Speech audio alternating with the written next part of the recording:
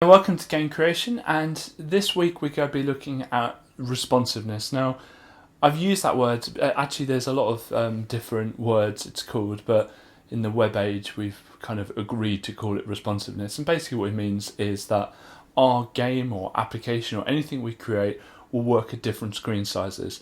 So far our game only works at kind of a typical 1080, which is kind of resolution of 16 to 9, which is 1920 pixels across and 1080 pixels high, and it won't work for anything else. Now, you would think, okay, well, a standard monitor is 1920 by 1080. Yeah, a lot of them are, but actually the vast majority are in the other category. Now, if you think about it, different monitors have different screen widths and heights. For instance, Microsoft Surface Book, I think, is 3000 by 2000, so it's not even in the same ratio. You've got mobile phone devices, which can be anything, and you've got iPads and tablets, which can literally be anything. I run quite a successful website, and when I look at the analytics for screen sizes that my users use, there's a list as long as, I think there's 20 on the first screen of people of more than 1,000 users using that resolution, and then there's the next page and the next page and the next page. So it gets crazy.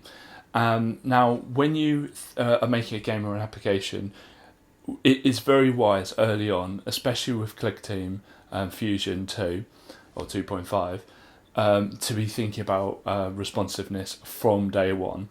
And so this is why this is quite an early on topic for us to discuss, because it is a little bit complicated maybe, but so many of the choices we make are going to be reliant on what strategy we pick for how to make the game responsive, or whether we want the game to be responsive.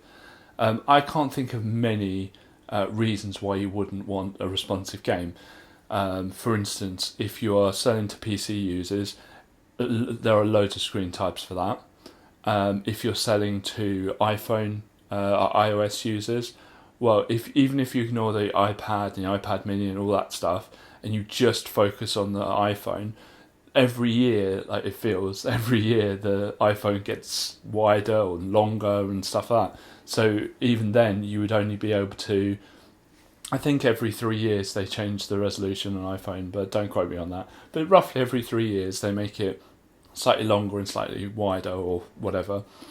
They also have different strands. So you've got the 11, you've got the iPhone 11 Pro, and the iPhone 11 Pro Plus, you've got the iPhone XR, and you've got all these different types which all have different resolutions, because part of the selling point is that they're bigger or they're smaller or whatever. So again, you've got to be planning for different screen resolutions there. And even if you just want your game on a browser, there are ways of doing it. For instance, Clickteam out of the box picks a really small resolution because you can, like, all screens pretty much will be able to view it, because it's small enough to fit like in the middle. But you don't want to be playing a game, or as a user, you don't want to be playing a game that's that small with a massive border around it. You kind of want to get immersed into it. So essentially what you do as a developer is you figure out that your device has to work for any device. So your game, or application has to work for any device. And you don't have anything built in with, it'll be 1920 wide. No, you assume that it could be anything wide. And that is actually really, really challenging when it comes to menus and things like that, where you've got so much content, so much stuff you want on the screen, and there's just not enough width. And sort of the decisions are that your game will only work for quite big-ish monitors.